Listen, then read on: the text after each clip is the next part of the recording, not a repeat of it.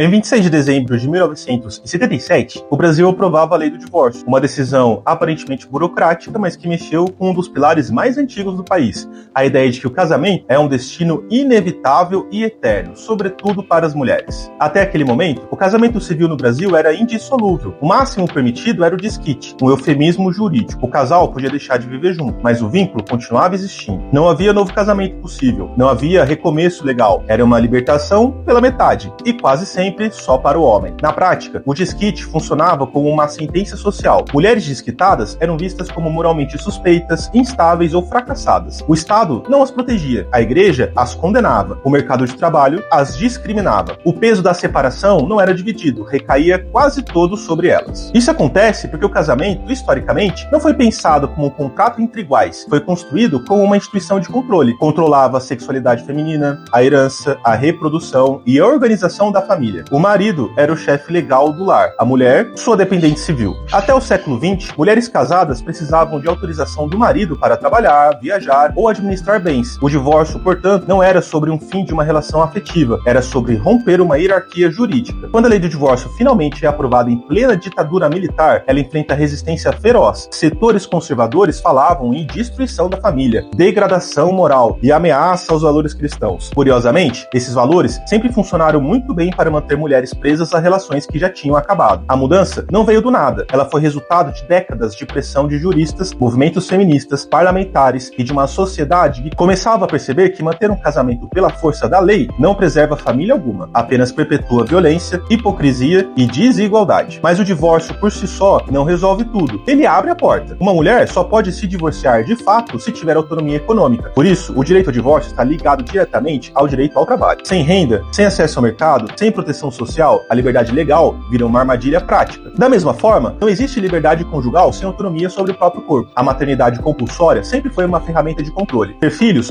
não pode ser uma obrigação social, moral ou religiosa, muito menos uma punição por existir. É nesse ponto que a história do divórcio encontra os direitos reprodutivos. A lógica é contínua. Quem controla o casamento, controla a vida. Quem controla a reprodução, controla o futuro. Por isso, essa discussão não é sobre tradição, nem sobre costumes. É sobre poder. Quem decide? Quem escolhe? Quem paga o preço? E a resposta precisa ser clara. São as mulheres. E somente elas que têm o direito de decidir se querem permanecer casadas, com quem querem dividir a vida, se querem trabalhar, se querem ou não ter filhos. A lei do divórcio de 1977 não dissolveu apenas casamentos. Ela rachou uma estrutura secular de controle. E a história mostra, sempre que mulheres conquistam o direito de escolher, a sociedade não desmorona, ela amadurece. Eu sou o Felipe Ramon, sou mediador cultural e esse foi o História Hoje.